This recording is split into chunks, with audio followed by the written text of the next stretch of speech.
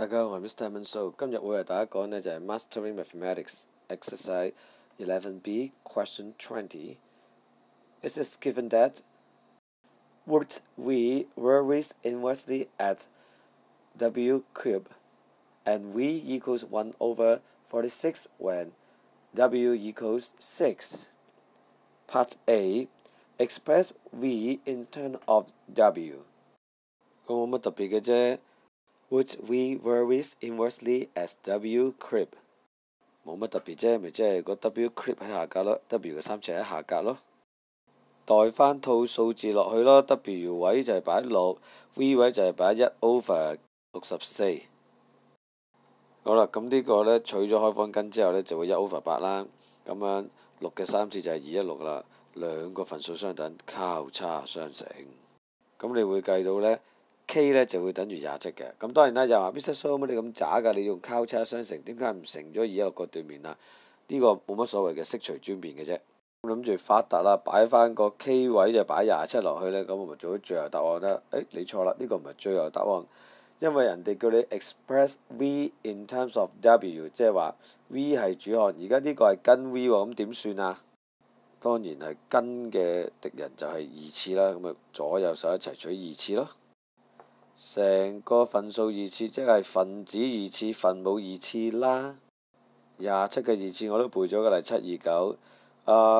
W 3，然之後再出邊開方兩次，咁啊括號外內外指數咪相乘咯，咁咪 W 6咯。呢個就係最後答案啦。跟住睇埋 Part B 啦。Find the percentage change in V when W is increased by 10%。又係啦，攞到1分先啦，個 W 多咗10%，咁咪1.1隻 W 咯。第2分嘅就係將本來嘅W 位，我哋就塞咗新嘅 W 落去，就組成咗一個新嘅 V， 我哋叫 V dash 咯。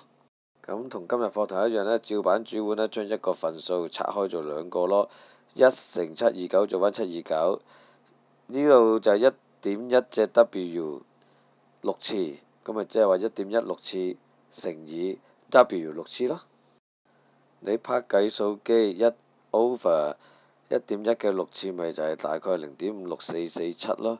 咁我特登都寫到用晒藍色筆啦，你都知我嘅心意，將換翻隻 V 啦啩。你由1隻 W 就降到得翻0.56447隻，咁即係少咗幾多呢？少咗呢就係0.435幾嘅，咁再乘翻100呢。咁就係少咗43.6% 嘅。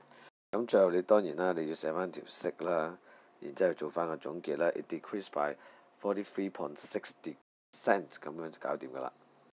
好啦，呢條數有冇啲新嘅嘢我哋學咗呢？其實都冇嘅，都係用翻我哋啱啱搞開嗰啲招數嘅。